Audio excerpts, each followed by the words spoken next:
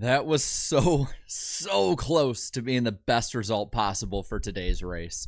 Welcome in, everybody, to the 2024 Andy's Frozen Custard 300 post race. Already over 300 of you from my end here. Lick that like button, and we're going to talk all about this race. But first off, the finish. 2/1000ths of a second, the second closest finish in NASCAR Xfinity Series history, tied for the second closest finish in NASCAR history with 2003 Darlington and 2011 Talladega for Cup, both in Cup. I mean, just 3 inches away, man. 3 inches away. Now we'll get a couple super chats before we run into the info of this race.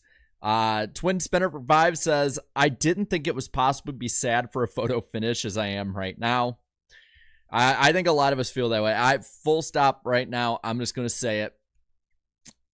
I was cheering for Sieg those last 10 laps. And I like Sam. I know Sam. And I'm glad that Sam won. I'm not upset that Sam won. But man, how disappointing it is that he was so damn close. And I know we had a couple Sieg fans in the chat. I feel for you.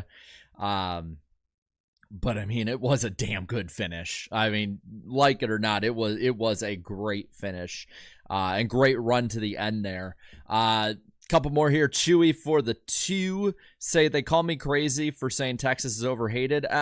First 2 races so far this weekend, I'd agree. I know some people are still stuck on the Texas hate train, but it is not it's not as bad as many say it is. TJ, thank you for the 2. Texas is good. I wouldn't go to say it's good just yet, but it's getting much better. And then Sly Supersonic, is it me or is Texas absolutely spanking Martinsville right now? Sieg did everything except wreck Mayer. Clean racer, respect, 7 out of 10. It's better than Martinsville, at least for the Cup Series, I'd say. And Garabuki saying, dang it, man. That's such a sad end. Great finish, but heartbreaking. I think that sums it up. Let's get into this race, though. Let's talk about the race itself while we still have this sugar high here. And we'll go through the results, and then we'll talk about the finish and then the rest of the race, because I know that's what y'all want to talk about. But with that being said, I am going to poll y'all. I'm going to do the same thing I did last night. Was this a good race? That's it. That's what I'll ask y'all. Think of the race itself, not just the finish. I want you to grade it based on that and be honest. So there you go. I'll read the rest of the super chats at a later point in the stream, I promise. But let's get into this. 2024 Andy's Frozen Custard 300 was 200 laps long, 2 hours, 22 minutes, 52 seconds, 16 lead changes among 10 leaders, 7 cautions on the day of that 200 lap race. Sam Mayer, your winner, finally gets to turn it around after just an abysmal start to this season. Ryan Sieg losing out by 2/1000ths of a second. He's going to get a win. You just know he is. He can't keep coming this close to just never win. Justin Allgaier dominates the day, comes home third. I don't know what it is, man, but it's just something about Texas the last few times that Allgaier leads a lot of laps, and he just can't get the job done at the end, whether it's bad luck or bad calls or bad moves, whatever it is. Just doesn't have that good luck on his side. AJ Allmendinger ran sick today. Sounds like he was really sick in the car, finishing 4th. 5th was Cole Custer. Austin Hill 6th after that strategy and everything else worked out pretty well in the end. Ryan Truex was 7th. Sammy Smith 8th. 9th is Jesse Love. And a top 10 finish for Anthony Alfredo. A lot of people, I think, missed that. Taylor Gray in 11th. 12th is Josh Williams. Brandon Jones falls back to 13th. Kyle Sieg in 14th. Chandler Smith, a disappointing 15th today. Jeremy Clements, 16th. 17th, Heim. SVG in 18th. 19th is Creed. DiBenedetto, 20th. 21st is Poole. Retzlaff, 22nd. Haley Deegan, 23rd, though she ran much better than that for the most part of the day. Daniel Dye in 24th. And rounding out your lead lappers, Parker Kligerman, 25th. Ryan Ellis and Riley Herbst, 26th and 27th, respectively, 1 lap down. 2 down for David Starr in 28th, Josh Balicki in 29th, Joey Gase in 30th, and Leland Honeyman in 31st. 3 down for the next 4, I believe. Jeb Burton, Patrick Emmerling, Garrett Smithley, and Blaine Perkins. Then 9 laps down apiece for Kyle Weatherman, Dawson Cram, Chad Fincham, the only driver out of this race. I am going to pop the scoring ticker up top. These are unofficial. If NASCAR changes anything, we will too. If I spelled something wrong, I know you will let me know. Pretty sure I got most of it right. We'll find out. But let's, you guys, I know you want to talk about it. I know you do. So before we get into everything with the race itself, let's talk about that finish. Great restart, first off, by Ryan Sieg. And I believe his lead got up to 1 1/3 seconds, like 1.33, 1.35 was about the biggest it looked like on the scoring ticker. And it looked like he had it. It looked like he had what it took to just fire off. He had enough of a gap. He was only giving up about 1/10 a lap with 9-8 to go. But props to Mayer. Mayer changed up his line, went a little higher on the racetrack, got the car hooked up faster. There was nothing really Sieg could do by the time he changed what he was doing. Oh, I believe I spelled, let's see, yep. There you go. All right. I corrected that. Thank you, chat. But he tried to change the line, tried to get dirty air on him. At that point, then Mayer changed his line again. And I think the difference you saw there is Mayer has ran for the win more. That's about the best way I think I can put it. As much as Ryan Sieg has more experience in the Xfinity Series in total, Sam Mayer has more experience going for wins. And I think it showed immensely in that change, or in that finish, and the changing of lines, I should say. I'll say though, it was an incredible finish overall, and it was, I think, the best of both of them. I think that's, again, the best way I can put it. They both put the best foot forward. Unfortunately for Sieg, it just ended up being not as good of a foot as Mayer's. But I mean, coming to the line, banging fenders back and forth, not crashing each other. I'm fine with hitting each other's cars. I'm fine with that. But as long as you're not crashing each other, I'm pretty happy with it. And that's where, I'm not in any way upset with this finish, other than it would have been really damn cool to see Ryan Sieg win. Man, I will say I'm disappointed. I know I should be impartial on it, but I'm disappointed. But looking at what you guys say, and I have a feeling the finish did influence a lot of this. I ask you if this was a good race. 93% of you at the moment saying yes. I'll say, I want to ask you guys this in the chat. Again, we do this every week from 1 to 10, 10 being the GOAT race of all time, 1 being the 08 Brickyard 400. Let me know what you think of this race, like out of 10. To me, and maybe I'm in the minority on this, I'd say 7. Even without the finish, I thought the racing had gotten better, strategy got better. There was passing, and Fox showed it. Fox showed there was passing, and this is probably going to be the best race of the weekend, not going to lie. I know a lot of people will say 1 or 2 because they just hate Texas and they have to go with the narrative. There was a lot of fun in this race. I think there was a lot of, there was a bit of a lull in stage 2 into 3. But for the most part, I mean, the race held my interest. I thought there was a good amount of strategic play. I thought there was, let's see, 5. I see one in here, 5. The finish doesn't save Allgaier snooze fest for 98% of the race. If you just judge on one person leading the entire time, I think that's a sad way to watch races, because there was movement from second on back, and the moment that it opened up, that movement was up front. Let's not forget there was a 5-car battle for the lead before that final caution there. Again, I get the 0 from a few of you. I see 1-0 just because I'm a Ryan Sieg fan. I get it. but I don't see the point in overhating just because it's Texas. Let's get into the overall summary of this race. Jesse Love wins the pole, immediately falls to the back. Like he got the lead for a bit. Chandler Smith, though, got right past him. I'll say this, Taylor Gray had an amazing save early on, and there were some pretty good saves through this race. Granted, it was because turn 2 is still complete ass.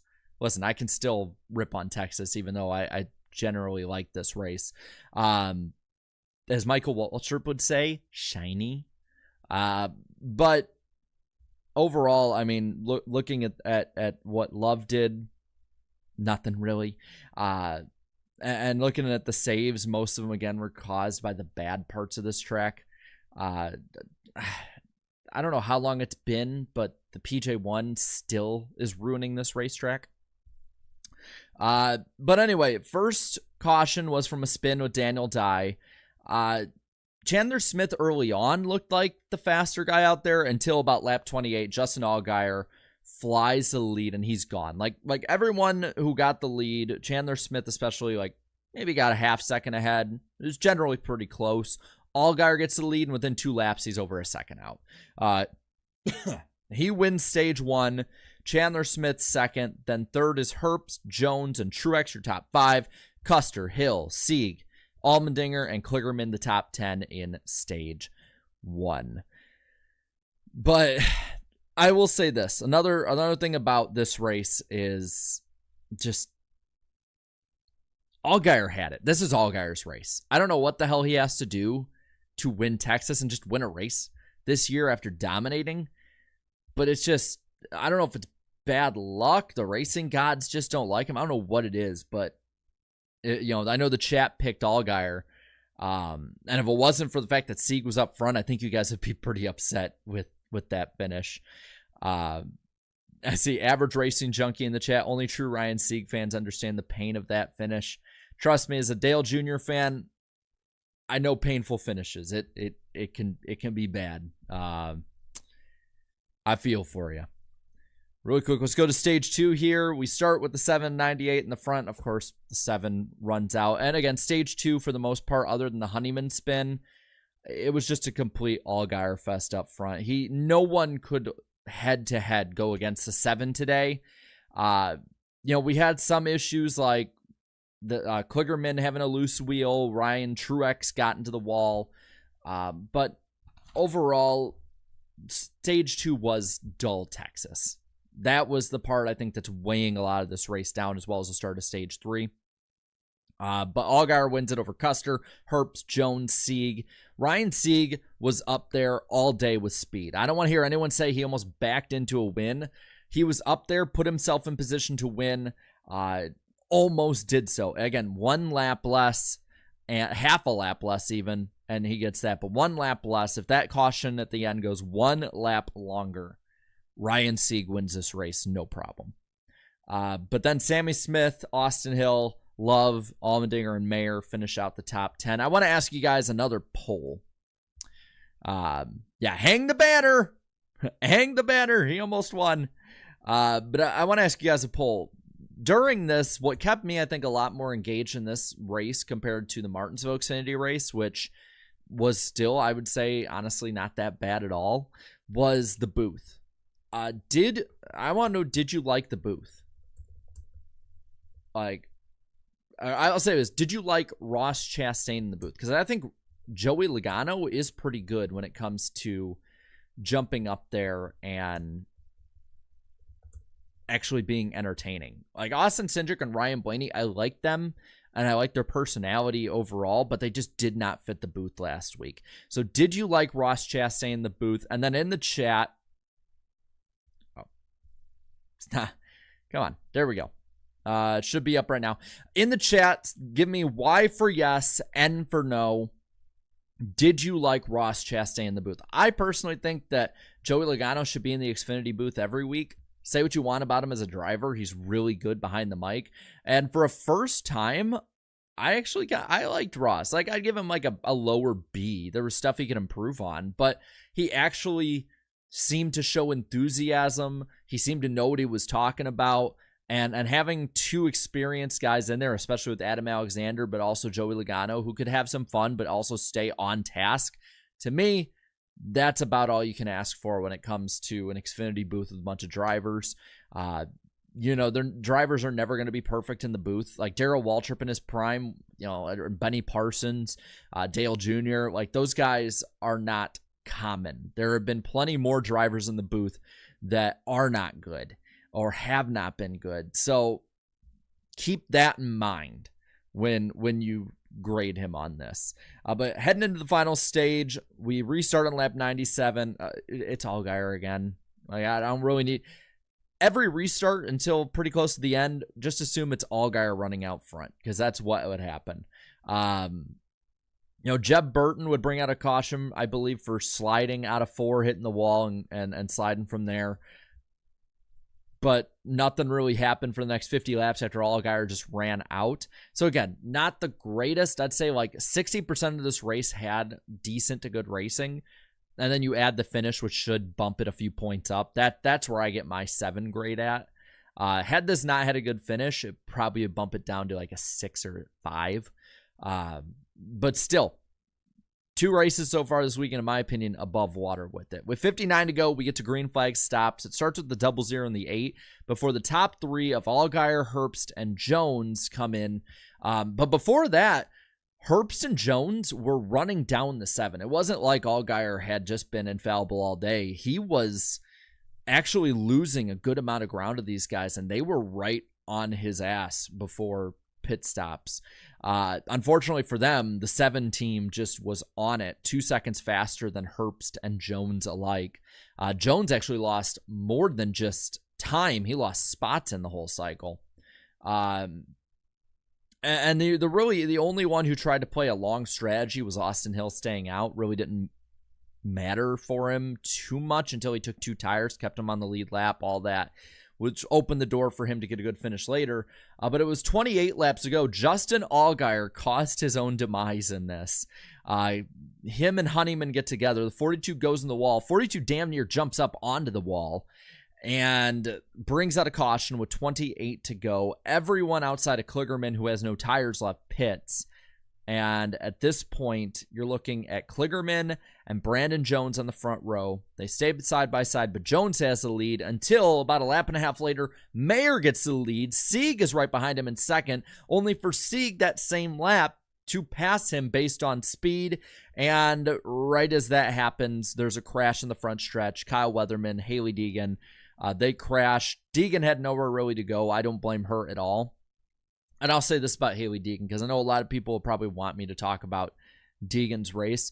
She was between 14th and 18th almost all day after it kind of just sort of widened out and spread out. She was running for that team a very good race. She doesn't get, I believe she gets what, a 23rd place finish? Double check really quick. 23rd, yes. 23rd place finish.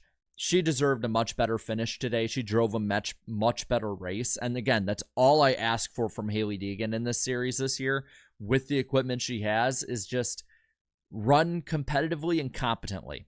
Show improvement. That's the biggest problem she had in the Truck Series. She never showed improvement. Now, if it's next year at Texas and she's running the exact same and there's been no improvement year over year, there's an issue. But I'll say that I think she did a pretty good job, all things considered, before that. Then, of course, we talked about it before we get to the finish. 39-1 restart. Sieg clears, flies out. The only stuff I think we didn't talk about with the finish is the 9 and the 98 got together. They kept it green, but this ruined Herbst's race. I don't know why his name was so hard to say there. Finishing 27th when he probably should have finished top 5 based on how he ran today. But again, some good luck, and I think he will be right on up there with the best. We're in the poll right now when it comes to what you thought of Ross Chastain. Generally pretty positive. 92% say yes, though it rounded down for us. 8% of you say no after over 200 votes. I'm going to ask you one more poll question, and this has to pertain to tomorrow's race. And it comes to the post race with it, because I know a lot of you want to probably come on in tomorrow after the Cup race. We do this after every race, so if you're new, subscribe. As well as Wednesday will be on Eric Estep's channel for the NASCAR Weekly Podcast, and Friday will be on IDK Players channel. I'll be doing commentary on that. But for the poll, last poll on it here, should I use Jimmie Johnson as tomorrow's thumbnail? Seeing how, for those of you who might not know, Jimmie Johnson is racing in the Cup race tomorrow. Just saying. Not very often you get to have old Jim Jam back up there. So I'll let you guys decide that one. As for kind of final thoughts on this race, Texas, not as bad as it has been. Still room for a vast amount of improvement. Still in my opinion, the worst of the 1.5 mile tracks that we currently run on. As for the finish, fun, sucks for Sieg. Have to admit I'm sad about that, but I am happy for Sam Mayer. As for Allgaier, his wins are coming. He's going to have a good amount of wins this season, I believe. It's just a matter of luck, getting out of your own way, stuff like that. But I'm cautiously optimistic for tomorrow. I'm not putting my expectations way up there. I'm expecting a 5 out of 10 race at the best. But if it's better than that, it's better than that. I don't want to be needlessly negative, because I know that's a complaint a lot of you guys in the past have had for me. So let's just, Noah Coleman kind of brings up a good point. I mean, I don't think it is this way to a degree. But he said, I feel almost the same as I felt after watching the 2007 Daytona 500. I think it's a good comp. I remember how I felt after that one. It's a very similar feeling, but at the same time, you get that exhilaration of a great finish. But hey, Talladega's next week. Sieg will probably be, if not in the top 5, will definitely be in the top 10. Double 00 music here saying, will it be better in Martinsville? If you're talking about the Cup race, I think so. Let's finish out these super chats here. Chrome Diesel for the 2. Scrap the next gen ASAP. Replace it with the Xfinity car. Next gen's good at the intermediates. I think you just need Xfinity for the road courses and short tracks if you're going to replace anything with the next gen. Marky Mark for the 2. I'm a Mayer fan, but I was pulling hard for Sieg. Yeah, same. I like Sam a lot. He's a good dude, but I'll admit I was pulling for Sieg too. Will Griffin for the 10. Thank you for your 20th super chat in the channel. Saying, I'm a huge Chevy guy, but I was rooting hard for Ryan. I noticed he mentioned SHR and got worried about what would happen to them if SHR and Ford rumors are true. Does RSS end up back at Chevrolet? That is a good point. That is a really good point, because you're hearing these rumors heat up this week between SHR and Ford, and the possibility of Ford leaving, or of SHR even leaving Ford. Doesn't really matter which way it goes. But that's a really good question, and that's something I think needs to be watched carefully once SHR makes its decisions for the future. And then Average Racing Junkie for the 2. Good to know I'm not the only true Sieg fan here. Yeah, there's a lot of Sieg fans in this chat. This is definitely a chat that roots for the underdog. We're going to end the poll here. Should I use Jimmie Johnson as tomorrow's thumbnail? 72% of you say yes to 28% no. All right. I do have a picture I found that's ready to go for that, so I'll probably make that tonight and just not have to worry about it tomorrow. So watch out for a number 84 thumbnail tomorrow, and we'll roll from there. But y'all, that was more fun than I thought it'd be. I think it's better than the truck race, but I'm not going to hold you up the entire day. Go enjoy your Saturday afternoon. There's still plenty of daylight burning in the day. And I will see you tomorrow after the Cup race. So thank you so much for watching. Have a good night, everybody.